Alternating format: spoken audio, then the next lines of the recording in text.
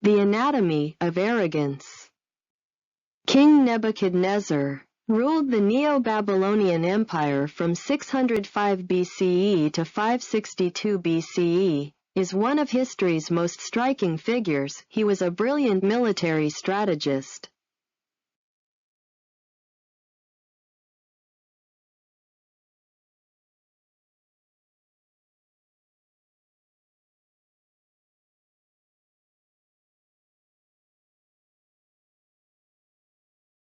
And a master builder responsible for the legendary Hanging Gardens of Babylon.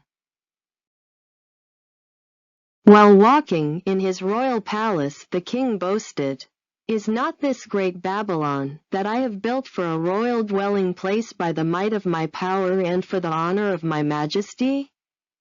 The danger of hubris and pride. Nebuchadnezzar's life is the consequence of unchecked ego. Faces divine judgment. God stripped him of his sanity and royal authority so he would learn that the Most High is sovereign over all kingdoms on earth.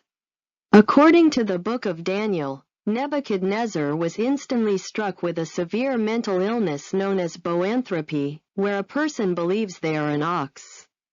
He lost his mind, was driven from society, and ate grass like an animal.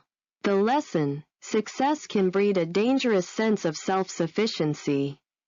No matter how much we achieve, remaining humble prevents us from losing perspective on reality and alienating those around us. God transformed King Nebuchadnezzar into a beast to punish him for his immense pride and to teach him humility. Despite divine warnings, Nebuchadnezzar credited his own power and wisdom for his success. Consequently, he suffered from a period of insanity, living in the wilderness like an animal. For 7 years, he lived in isolation from human society, eating grass like an ox, while his hair grew like eagle feathers and his nails like bird claws. After 7 years, Nebuchadnezzar looked toward heaven. His sanity returned, and he finally acknowledged God's absolute sovereignty. God then restored him to his throne, and his kingdom grew even greater than before. Danger of hubris and pride. If go unchecked, success can breed a dangerous sense of self-sufficiency, no matter how much we achieve. Remain humble. Prevents us from losing perspective on reality and alienate those around us. Nebuchadnezzar staggering monuments. The majestic Ishtar Gate, the Hanging Garden, the Ziggurat's Tower, and massive defensive walls. No legacy material lasts. A few decades after his death, the entire Neo-Babylonian Empire fell to Cyrus the Great of Persia. The empire was destroyed. Today, his grand city is mostly ruins and dust. True legacy isn't built on concrete, status, or material accumulation. External empires can crumble overnight. Focus on internal character and making a lasting, positive impact on people. Material legacy only temporary. Build lasting positive impact on people. The power of absolute redemption. Nebuchadnezzar's story doesn't end in the fields acting like an animal.